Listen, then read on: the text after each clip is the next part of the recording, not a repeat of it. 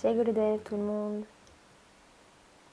Aujourd'hui, Vijayadashami, le dernier jour, la dernière nuit de Navaratri, c'était hier. Et aujourd'hui, nous célébrons la victoire du bien sur le mal. En fait, cette victoire ne doit pas être extérieure, vous savez, car chaque fois que nous regardons à l'extérieur, nous ne verrons que le mal. Durant ces nuits, durant ces 9 nuits, nous avons demandé à Ma Bhagavati de nous purifier, de nous renforcer, d'éveiller à l'intérieur de notre cœur toutes les bonnes qualités. Ça ne veut pas dire que ça va se produire simplement comme ça. Non, ça doit aussi venir de votre côté. Sa bénédiction est là. La bénédiction du Sadguru est là avec vous. Mais vous devez aussi faire un effort. Que vous vouliez écouter votre stupidité ou non. Ça, c'est votre choix. Ça, le gourou, Ma Bhagavati, ne peut pas venir et dire non, non, tu dois être comme ça. Non. Parce que vous êtes assis ici depuis 9 jours, eh bien vous allez sortir comme un ange et vous volerez une fois dehors. Non, ça ne va pas se passer comme ça. Ce que vous avez reçu réside à l'intérieur de vous et c'est ce que vous devez emporter avec vous dans le monde. Et vraiment vous habituer à ça. Savoir que la bénédiction de Ma Bhagavati est toujours avec vous. Donc aujourd'hui, nous célébrons Vijayadashami. Vous voyez, dans le Ramayana, vous connaissez l'histoire du Seigneur Rama.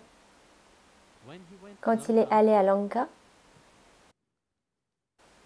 Ravana est venu et il s'est battu avec Ravana. Il s'est battu une première fois avec Ravana, il a perdu. Et ici, Bhagavan lui-même, il a perdu. Deuxième jour, la même chose. Troisième jour, la même chose. Et alors, Rama a commencé à se dire, il doit y avoir un pouvoir plus grand derrière cette personne, même s'il s'agit d'un démon. Parce que Ravan, vous voyez, lorsque nous parlons de démons, il ne s'agit pas de démons tels que vous le comprenez dans un contexte abrahamique.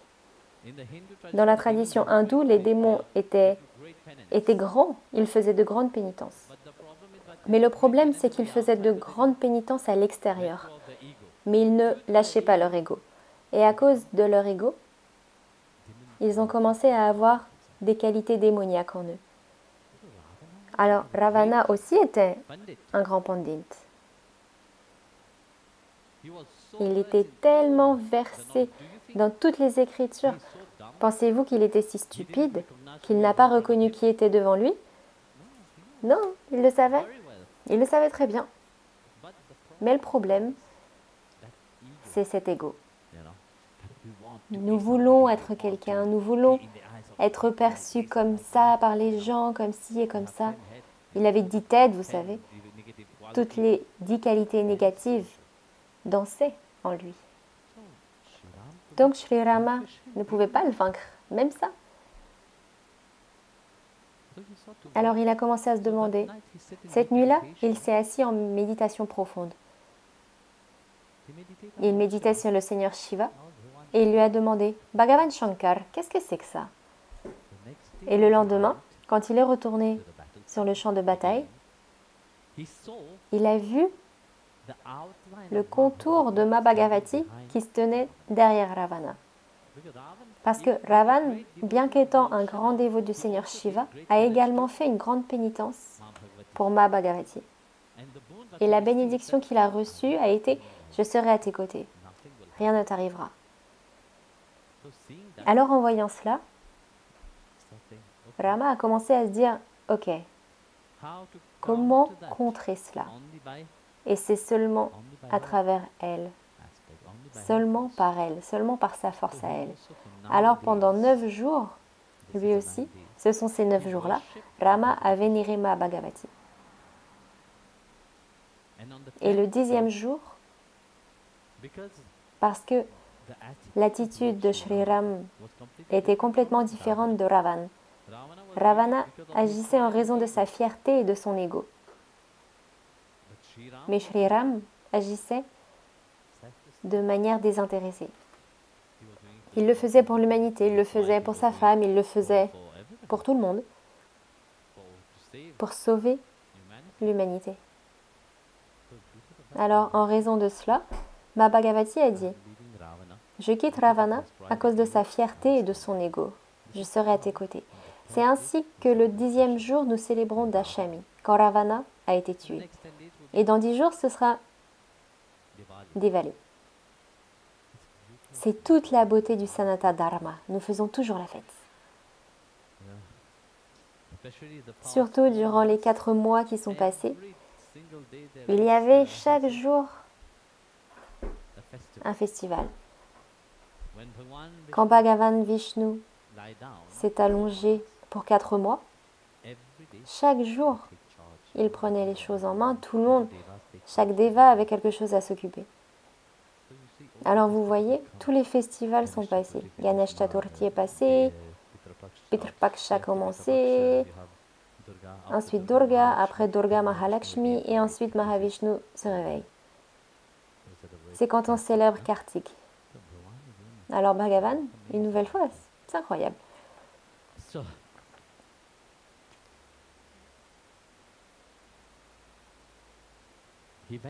Donc ce jour-là, Rama a gagné. Il a vaincu cette négativité. Il y est allé. Et vous savez, Hanuman était tellement excité. Et dans cette excitation, il a dit, ok, maintenant Ravana est mort. La première personne à qui je dois l'annoncer, la première personne, c'est Sita. Alors il s'est précipité à l'endroit où Sita était prisonnière. Il l'a vu là, Sita Maya. Et en même temps, il a regardé autour, il a vu toutes les démonesses qui gardaient Sita. Elles étaient encore là. Hanuman a dit, Ma Bhagavati, s'il te plaît, dis-moi quelque chose. Je veux quelque chose de toi.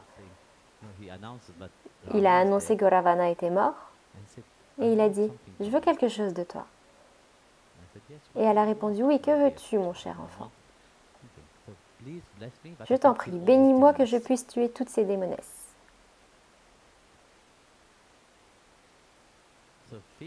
Alors, ressentant cette rage, il était sur le point d'aller tuer toutes les démonesses et ma Sita est arrivée en disant, non, tu ne peux pas faire ça. Tu ne peux pas tuer ces démonesses parce qu'elles ne faisaient que travailler pour Ravana. Elles faisaient simplement leur devoir. Tu ne peux pas les tuer.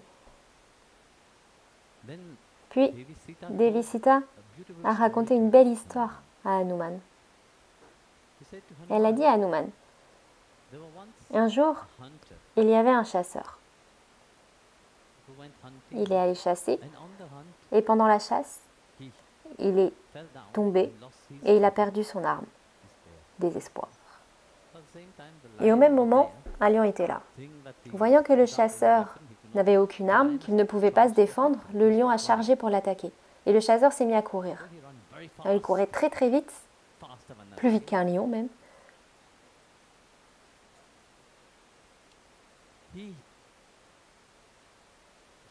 Et voyant un arbre, il a rapidement grimpé.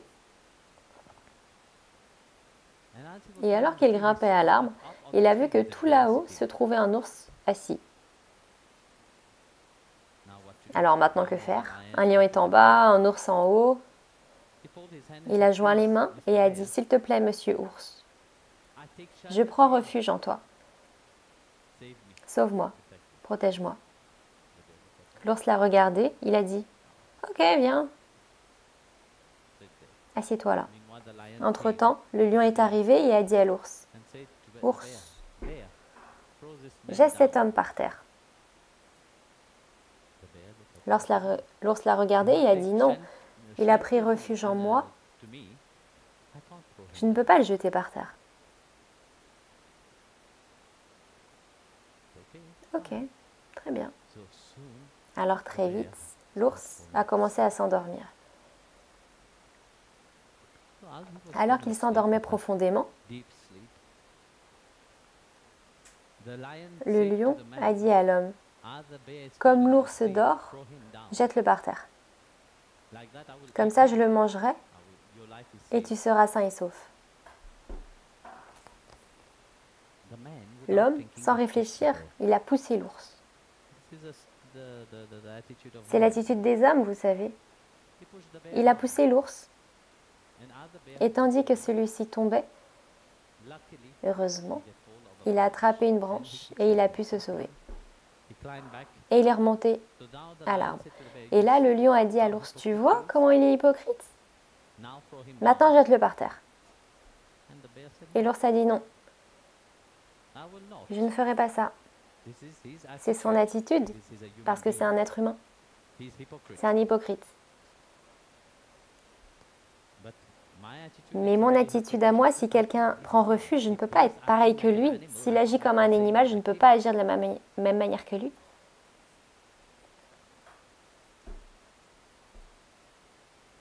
Donc cette histoire est très profonde en elle-même, vous savez.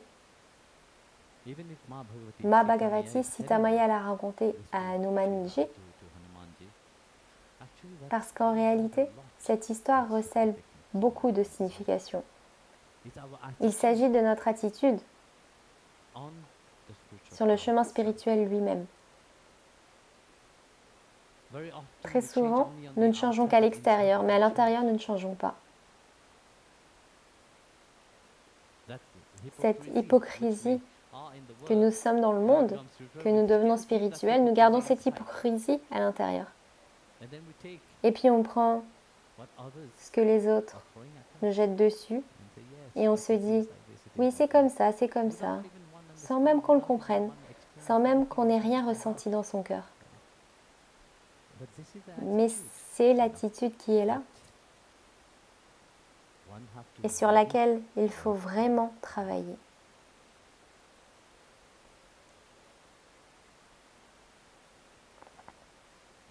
Quelqu'un m'a envoyé une vidéo d'un chien qui était en train de se noyer dans la rivière. Le courant l'emportait. Et il y avait un autre chien, son ami, ou son petit ami, ou sa petite amie, peu importe, j'en ai aucune idée. Il courait pour sauver cet autre chien. Si un animal peut faire ça, qu'est-ce qui ne va pas chez l'être humain? Parfois,